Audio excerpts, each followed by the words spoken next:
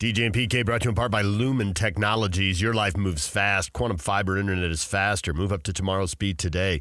Go to quantumfiber.com. That's quantumfiber.com. DJ and PK, we're joined once again by Frank Dolce, former Utah quarterback, longtime broadcaster. Frank, good morning. Good morning. Good morning. How have you been? It's been too long. It has been a minute here. I was curious if you are excited about the debut of football season or, come on, man, it's we got to have one or two more trips to the beach before we get to fall and play football. No, I'm definitely ready for football season. The minute football season ends, then I'm ready for football season. So hey, by the way, Smitty, who's with me today, and you can probably hear him in the background, wanted me to say hello to both of you. So there you go. Hello from Smitty. What time's your time? What do you mean, what time's our time? We're on the fourth hole. Oh. 7 a.m. was your time then. Okay. Yeah. Hold on. Oh, I can't believe I didn't make that putt. Okay, here we go. Same with Rory. Yeah. It happens. What are you going to do? Oh, man. Has that been so interesting to watch, how Rory can't finish a tournament anymore? Like, that guy was so dominant, but all of a sudden he gets in a position to win and then just collapses. So very super interesting to watch how he's progressed through the years. I would agree with that. We'll see what happens. He's still got time, but he's got to get pushed through and get himself another major. He can't be a phenom in his 20s and sort of disappear in his 30s from that perspective. But I think he'll get it. Let me ask you this, PK. You're a golfer. I mean, you're a good golfer. How important do you think Rory's caddy is in all of this? I think it's important until the moment he takes his takeaway, if that makes sense. Once he starts his takeaway, I got the bingo and the bongo. then it's on him, and he's got to do it. Got And yeah, so, that makes sense. Up until then, I think he can work with him, get him in a positive frame. You can do this because Schauffele talked about that.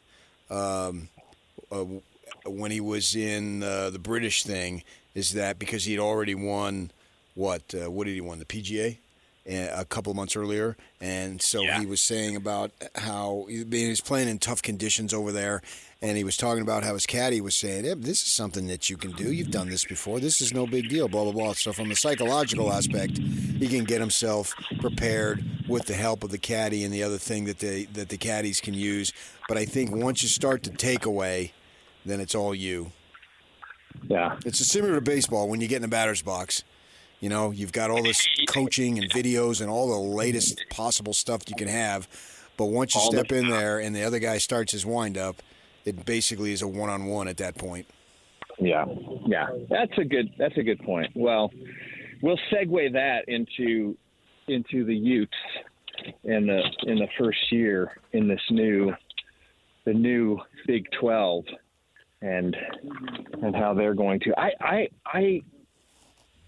I'm not sure I am buying into the hype of this football team yet. I think there's a couple question marks, especially on the offensive side, that it's going to take a few games, I think, to answer those questions. Super excited about the defensive unit. I mean, they're like 8 deep on the defensive line, really good linebackers, athletic defensive secondary. But Cam Rising, if Cam Rising is healthy, that's an obviously enormous positive. But that's a huge concern for me, whether or not he stays healthy. I think the second, I don't know. I don't know if it's more of a concern or not. I don't know that Utah has the Utah running game that we're used to. And so that to me, I'm really interested to see how that unfolds. Okay, so what percentage of a run game, to go back to your golf analogy here, what percent is the caddy and what percent's the player? The run game, what percent's the O-line and what percent's the running back? Well, I would say it's more significant for the O-line, because an O-line could make up for an average running back. So I think an O-line is more significant. But Utah plays that style where the running back is like if we go back to the Zach Moss days, I mean, there's a guy that could break a tackle at the line of scrimmage and then pick up 4 or 5 or 6 yards. And that's been when Utah's been good, that's how they run the football. The difficulty is I don't think they have that guy that breaks a tackle at the line of scrimmage and picks up 5 or 6 yards and punishes a defense to the point where in the fourth quarter they just don't want to tackle him anymore. And so I think they have a couple decent guys in the backfield right now, but I don't see a guy there right now that can carry the ball 20 or 25 times a game and relieve any of that pressure from Cam Rising having to carry the ball. So that's to me, those two pieces are that's significant to the success of Utah offensively this year. And so those are the two pieces I have the biggest question marks about. I think that all that is legitimate. I think that you look at the guys at the top of the most experienced, Glover and Bernard, they're nice players, but I don't think they're the caliber of the player that we have been used to for so many years, dating back to when I first got here. Ron McBride always had, and it continued, and obviously Urban in his short time had it, and Kyle has had a bunch, and you bring up Zach Moss as the latest. But I saw if it's going to happen, which I think it can, it's going to have to happen from some guys like a guy like a Mitchell who hasn't made his mark yet, but his time is right here. And so that's where I'm going to have the faith, knowing that, hey, they usually get somebody like that. And sometimes it's somebody that we don't really see going into the season. And I think it's maybe somebody like a Mitchell kid that I'm looking at to have a little bit of a breakout season. Well, I'm really looking at Mitchell as well. Like I think he's the guy that has the potential to be the hammer in the backfield for Utah this year. And if he comes through and Cam Rising stays healthy, like then you're talking about a really quality football team.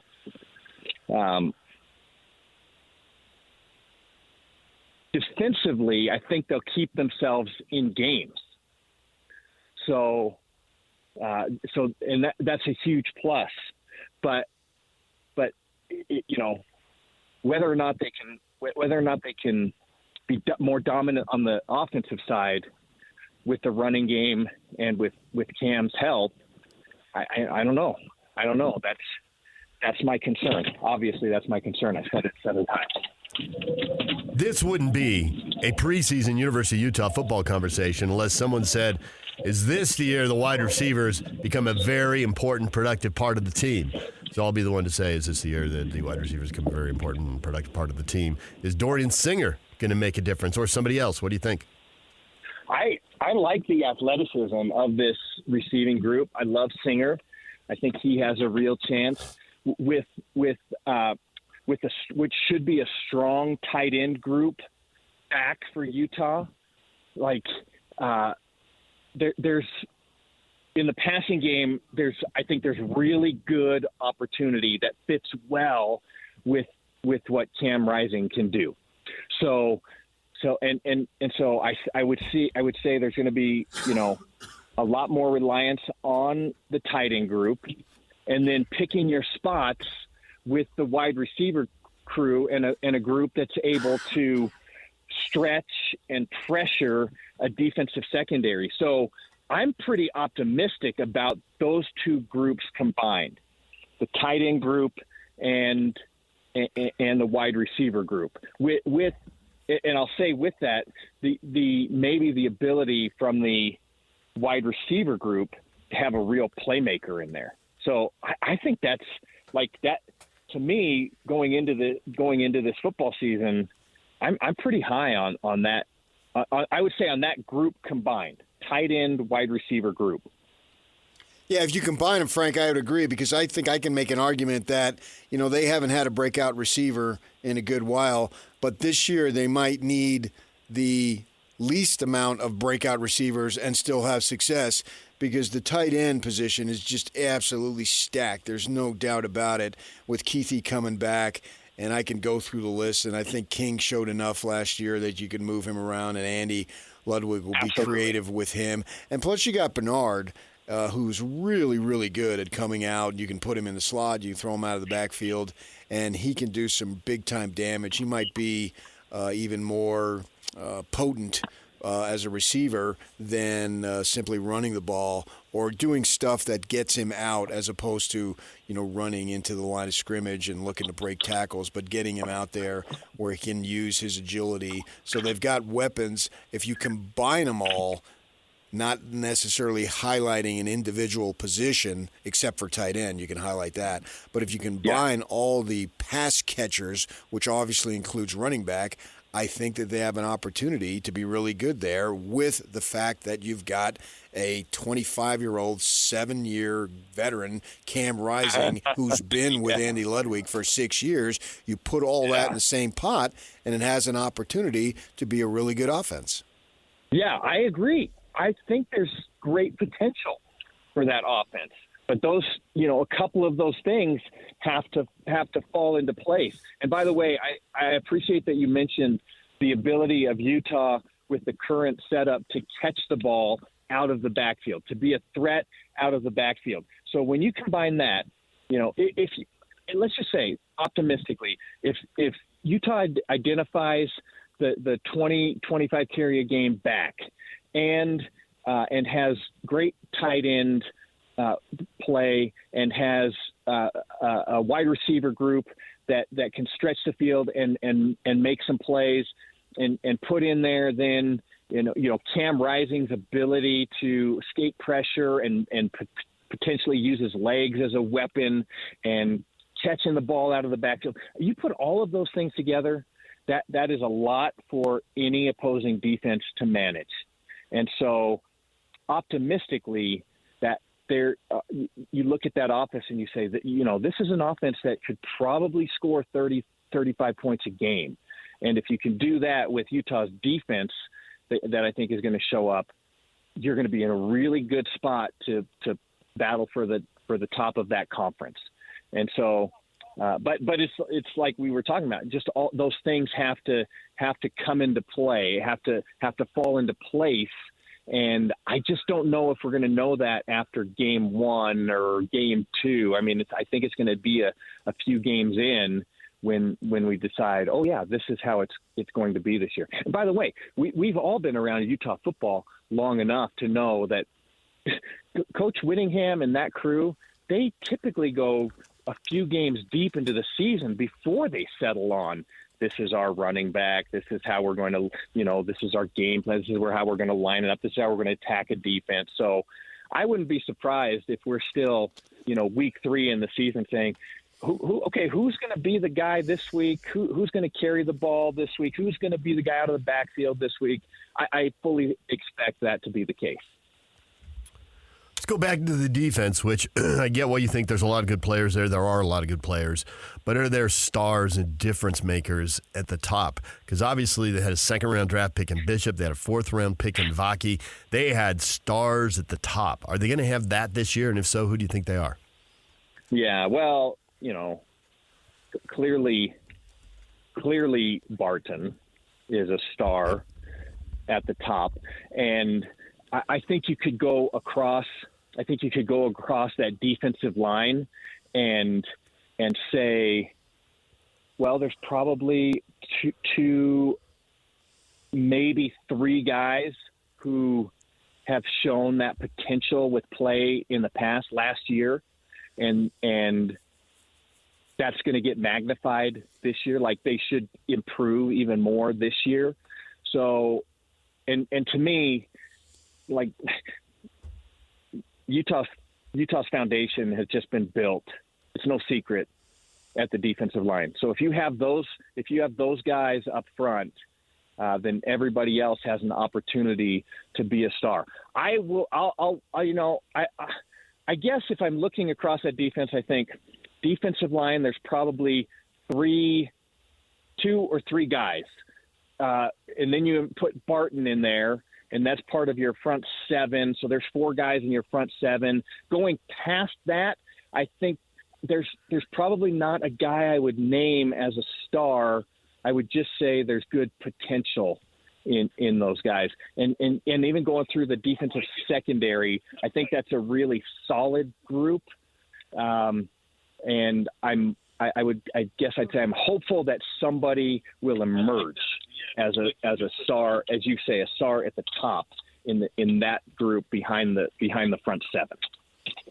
My biggest concern is who's going to be the backup quarterback, because you may need him this season, and most likely whoever it is has a leg up on going forward into next year. Yeah. Well, it's just, Cam Rising has not been able to complete a season healthy. So the likelihood of the backup quarterback coming into play is very high. I don't know who the backup quarterback is going to be, but it kind of feels like Wilson is going to be the backup quarterback. And to be honest, even if inside the walls they have the, Cam Rising number 1, here's our number 2, here's our number 3. I don't know if Coach Whittingham is ever going to divulge that unless something happens to Cam, and then you have to throw the second guy in there. And then we'll say, oh, he's the backup quarterback. So I'm guessing that there's going to be 2 guys considered as the backup quarterback to start the season. And then we would it's just a matter of if Utah ever gets into that scenario where they have to put a guy in.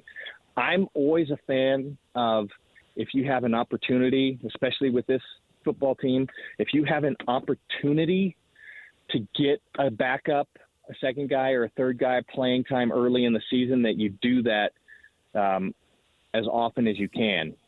And so maybe, who knows, maybe Utah gets themselves in a situation where they're up on top and they can give Cam a little bit of a breather, and then we'll see who those next 2 guys are. But I agree with you, that backup quarterback spot is going to be significant. And so, let's say Utah identifies a run game and Keithy's playing well and the tight end group's playing well. You got some playmakers on the outside, and then Cam goes down. Like, which guy is going to keep that momentum? And that's a huge question mark. I could see, to your point, that they listed 2 quarterbacks as so that both guys feel they're there and they don't get itchy about transferring. And then against Southern Utah, if they do open it up, I can see both guys getting a series and both guys getting 2 series, and they try to keep it even. I totally get doing that dance. That would make sense. Yeah, absolutely. I could see them doing that as well. And I don't know. I would say that in the past, Utah has had backup quarterbacks who've had different strengths. One more athletic ability to run the ball, be more effective with his legs. One more sit in the pocket, throw the ball downfield kind of, character. I would say that looking at this group of backup quarterbacks, that they're maybe more similar in their talents. There's not as large of a discrepancy between those guys. And so, it's just a matter of who through when fall camp gets over, and that Coach Whittingham tracks everything, who is the most efficient guy coming out of fall camp. and then you just kind of go from there. And then, like you said, if you can get him a chance under the lights early in the season, both of the guys, then you say, okay, well, this is the guy we're going to roll with moving forward. Who do you think we're going to beat in the 6A title game this year? Who's going to be in the 6A title game? Who are we going to beat? We know one team's going to be in there. Who are we going to beat to win another state title?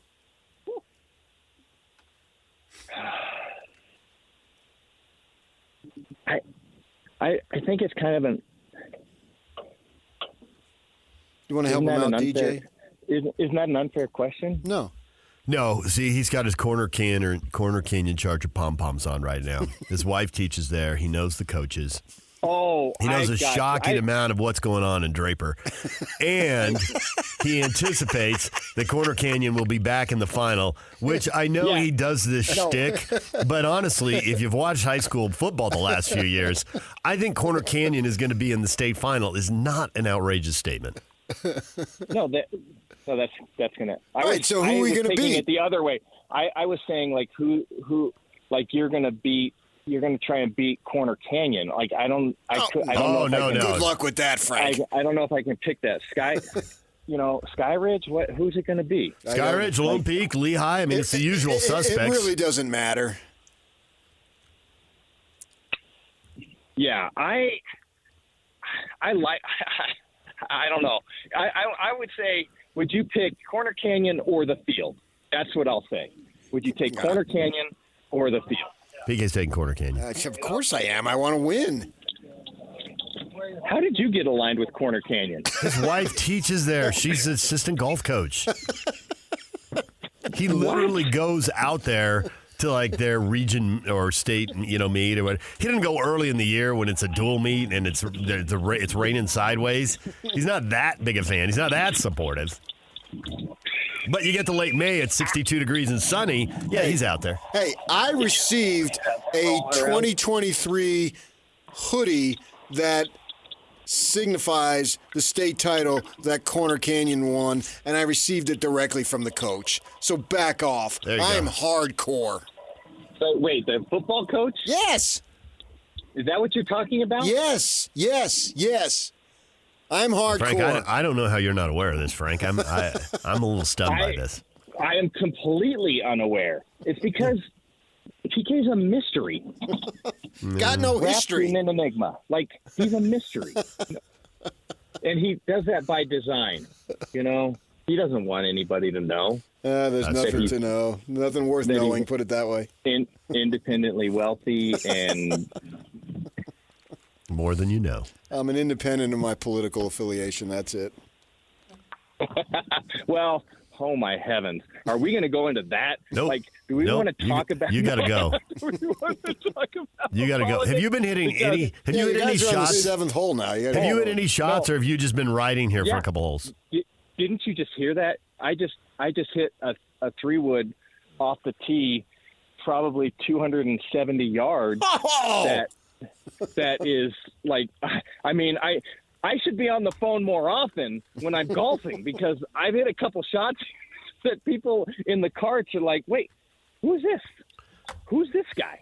Tells me you're too up in your own head here. You're overthinking and everything. Now that you're a little distracted, your real athletic ability shows through. You do need more of this. It's so true. It's so true. In fact, as I was driving up here, I was listening to I was trying to get in the right mindset. And so I was listening to some, podcast about being and that's one of the things they're like, when you're playing poorly, it's probably, you're not on the tour. You're not a PGA Tour guy. And when you're an amateur and you're playing poorly, you have to think about, wait, how many swing thoughts do I have going through my head right now? How many things am I thinking about right now when I'm trying to hit the ball and I've just hit a bad ball and now I'm trying to make up for it, rather than just stepping up, being relaxed, taking a look, swing the club. Yeah. Well, if you get a double bogey, call us back and we'll talk more football and straighten you out. I would really appreciate that. I know it's going to go awry here at some point. All right. Oh, that's good. Yeah, talk to Riley about that. That's exactly what you need to think. That'll help. Go talk to Riley about mindset. Yeah, sports psychologist. Your mindset. I know. It's gonna go. It's gonna go wrong here somewhere. Oh, come on now. Yeah. Now you're going Rory McIlroy on us. Knock it off. I should do that. Okay, I'm lined up. I'm about 126 yards out right now. About 126. I'm staring down the flag stick. Let's see how this goes. You gotta go to break here. Oh man! Wait! Homeboy's dancing. Homeboy is dancing. I mean, you guys are magic. I agree. Thank you, Frank. You're the best. All right, Love to talk to you. Go make that putt. I'm going to make it. Frank Dolce, former Ute quarterback, longtime broadcaster, and occasional golfer. Join us right here on The Zone. DJ and PK Kelly Papinga, BYU defensive ends coach and special teams coordinator, joins us at the top of the hour. Stay with us. Ladies and gentlemen, may I present... This is JJ and Alex. Andrew Mason, Denver Sports, joining us here on the program. Zach Wilson, he was the third quarterback up. He had arguably the best throw of the day of any Broncos quarterback, a nice little pass to Greg Dulcich. And then he had the worst throw of the day. He had a play that nearly got picked off. It's just on an overall basis, it just seems like he's probably in need of some kind of longer term football rehab to kind of get back on track. Maybe Jarrett Stidham, who's in his second year in this scheme, and then Bo Nix, their first-round draft pick. I think there's some distance between those other two quarterbacks and Zach Wilson based on what I've seen. Catch JJ and Alex afternoons from 3 to 6. Presented by G2G Bars on 97.5, the KSL Sports Zone. DJ and PK proud to announce our new title sponsor, our friends at Black Desert Resort. Remarkable within reach. Oh, let me tell you. And do tell. It's remarkable, and it's within reach. Beautiful, gorgeous. Other words you'd like to throw out there? Oh, I thought you were Dramatic. talking about me. But yeah, it's fun. Beautiful course. Beautiful area. Breaking news during the commercial break. And it's going to make a lot of fans shrug and other fans retch a little bit. Retch? Yes. What is retch? Throw up in your mouth. Where else do you throw up? Out your mouth. All right. Tell the people what happened. They're not going to like it. No, maybe they will. Why? Go ahead, say it. Then we'll Gordon discuss. Hayward is retiring. What? He went to Oklahoma City and then not a peep. No, and his wife made a peep. Ha. She went after Presti, didn't she? Yeah. Old Robin. Young Robin. She was such a young lady when we first met her. And she's still a young lady for that matter. I mean, Hayward just turned 34 in March. And he's done. He's done. And in the Olympic team, we got at least 3 guys that are older than him. And Curry and Durant and LeBron. Yeah, and fortunately for them, they haven't been besieged by injury that Hayward has had. You said a lot of stuff during the break, and I just kept saying no. Right, because you're a downer. Yeah. Yes. I think realistic is more like it, but No, whatever. no, not in this case. tell I mean, the people. I joked, should they retire his jersey? No. But should they bring him back in the manner of which they brought Darren Williams back? Yes. No. Yes. No. Why not? He left. Leave him alone. What, Darren Williams left? Darren Williams got traded. But because it's the same thing. It's And he like didn't just Donovan leave. Mitchell left. He didn't just leave. He jerked him around. Friggin' Jerry Sloan quit on Darren Williams. Yep. I'm out. I can argue that Darren Williams did way worse. Gordon Hayward played the system. And jerked the Jazz around. He played the system. It's business, man. They wouldn't have jerked him around if he didn't have as much leverage as he did. I have no interest in seeing him come back. No interest in talking to him. I don't find him interesting. Whatever. It's over. But you have He's interest in retired. Darren Williams? A little bit, yeah. I was interested Who's in knowing. like the world's leading sourpuss at I all was- times? He does. I don't know if he's in first place, but you can see the leader from where he is. But I was interested in hearing what he thought about that time and how he viewed it then and how he viewed it now. I did find that interesting. I agree with you. And I get that that's negative, but I still had questions, and I was interested. I don't really have questions. The man about evolved. Hayward. And so I'm going to hold it against him because he was in his 20s and everything wasn't acted perfectly. Right. I'm over it. He's a human being. Right. He may have made a mistake or two. Who hasn't? So I've got no problem with Darren Williams. And the fact is, he still has ties to Utah and never denied those ties. Yeah, and I found that interesting. I agreed. And so all these things were interesting, and I wanted to talk to Darren. I have to admit, I was surprised he came on because he had to know where the conversation was going to go, but he welcomed that, and I think you and I both find people who do that. It's easy to come on when the questions are going to be, how great are you? Why are you so great? Which, if you're on a 10-game winning streak. A guy to ask those questions. If you're on a 10-game win streak, those are the questions. Yeah, like interview any Salt Lake B guy right now. Right?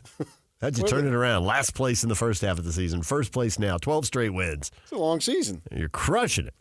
But at the same time, he did spend, 8 years here? Yeah. And his best time as an NBA player was in our city with our team. Right. That's undeniable. Yeah. And so he went out there and maybe he didn't do the best. He was 26 years old when he jerked them around. Yep. So we're expecting a 26-year-old to make all the right decisions. And if I'm going to stick up for him, which I'm not really inclined to do, but let's just go ahead and do it. I would say that he got bad advice from older people who should have known better. His parents? Agent. He credits Bartlestein big time in his. You can go on to Twitter and read his. Bartlestein made him a lot of money. When he says that he was there for countless phone calls into the night, blah blah blah. He names his parents, his wife, his 4 children, and his agent. He doesn't even name. Does he have a twin sister? Come on. Yeah, he jerked him around. Yeah, it was thank you, Utah, which is basically F you, Utah. I get it. Yeah, it was he tried something or he was told to do something, and it blew up in his face. Yeah. There's no doubt about it. But, I mean, they brought Adrian Dantley back. Yeah. And this was way before we were here. It was way before our time, but we heard about serious I was following conflict. The NBA then. Right. But when I got here, I heard more details. I certainly knew of Adrian Dantley as a ball player. Absolutely. And he got welcomed back. Well, fans loved him. The conflict was inside the organization. And letter carrier every year. I'm never going to wear a Jazz uniform. Yeah. I mean, come on. The greatest player they've ever had. It was one thing after another with him. And they got, I believe, a statue for him. And he's welcomed back. And then they have the 25 or 20-year deal of the team. He doesn't even show up. True story. But yet if he came back, they would still put him on the screen, blah, blah, blah. Come on. He loved that. Love what? Come on. Well, it's the truth. Yeah. What Gordon Hayward have did that Karl Malone have not did? Win 2 MVPs. Well, maybe. Lead a team to the NBA Finals. Twice. I'm not talking about on the court specific. I'm talking about he didn't say anything about Hayward's playing ability. He said they jerked him around. He did this. He did that. Blah, blah, blah. I'm talking about that stuff. I'm not talking about on the court. I do think he was building himself into being a good player in Utah. There's no question. question. He went to Boston, and he immediately had the injury, and he never got anywhere near. That's all history, man. No one's going to argue. Sun rises in the east. We understand that. That's not the issue. So what do you want to hear from him? You want him back. I don't. Well, relating to what others have done, they've brought players who've done similar things. Ostertag was screwing up, and he was back here a couple of weeks ago. And they bring him back anytime they want.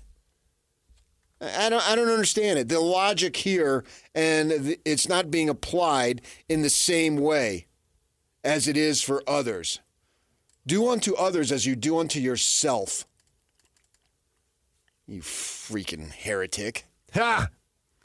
DJ PK, it's 97.5 The Zone. Cougar football with BYU assistant coach Kelly Popenga at the top of the hour. Stay with us.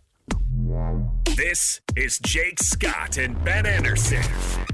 Other news coming out today from the IOC. Esports has been welcomed in. Oh, what a joke. Stop it. It's a skill. I don't need to see Super Mario Brothers in the Olympics is supposed to be the traditional sports, you know? Original Olympians out there throwing rocks around and stuff. I've got a list here, courtesy of our friends at Wikipedia, for discontinued sports at the Summer Olympics. Isn't it like baseball? Didn't they get rid of baseball, but we've got like breakdancing? I'm sorry. Anyway. There used to be an arts competition.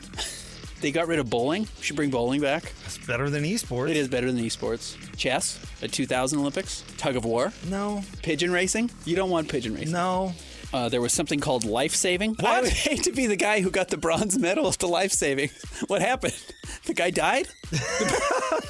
Hear Jake Scott and Ben Anderson every day from 10 to noon on 97.5 The KSL Sports Zone.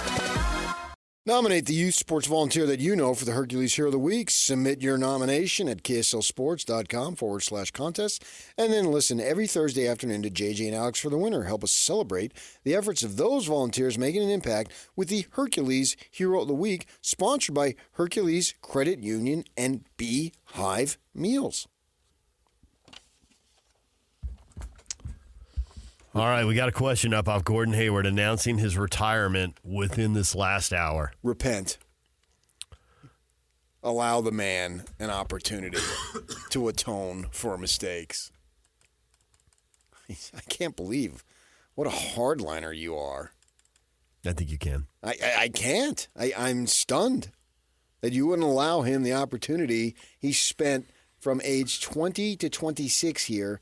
Clearly had his best time. He improved his scoring average literally every year. That's hard to do. Do you want the Jazz to bring Hayward back like they have D. Will, Ostertag, etc.? Legitimate question. Ben, Paul Walker from the Fast and Furious movies? Not even a little bit. David, with the gift from Bugs Bunny? No. Casey Carl Malone? No thanks. I was wondering why he's so willing to read them. Now I know. I can sniff out a rat. You can't BS a BSer, man. I'm not BSing anyway.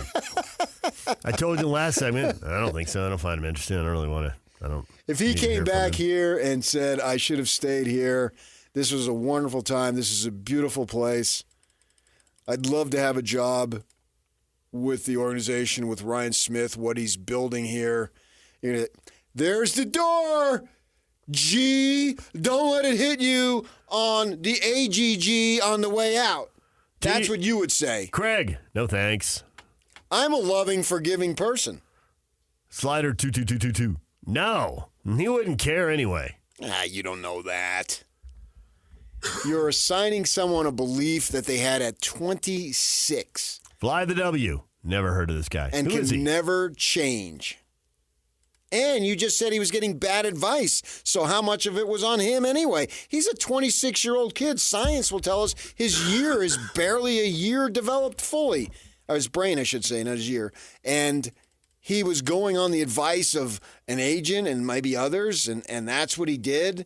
And the guy who stole him, you freaking welcome him and turned over the entire franchise. Gobert, you're gone. Mitchell, you're gone. Bogdanovich, you're gone. Conley, you're gone. The guy who said, leave that crap and come to our place in Boston is now running the franchise. You welcomed him. What's the difference? Aha! Yeah, you're boxed into a corner. I'm going to sit back and enjoy your squirming. Charlie. No, he was never a Jazz guy. D. Keaton. That is not funny. Michael Myers. Austin Powers. He's never a Jazz guy because Danny Ray pried him away. Yeah, and then you give I trust Danny Ray more than I trust myself. Hatback billionaire said that. That's Ryan Smith if you can't follow along with PK's nicknames. Everybody knows who they are. How many hatback billionaires we got in this community? It's why I wear my hat straight. That and the not having a billion. Well, yeah, hatback 1,000 for me, but it doesn't really roll off the tongue. Hatback thousandaire. Yeah, it does roll off the tongue, actually. No, it don't. Man, you've been wrong all morning. I pray for you. I don't think you do. I do. Are you kidding me? That one time? Ha! And it worked. They didn't fire you. Thank you, PK.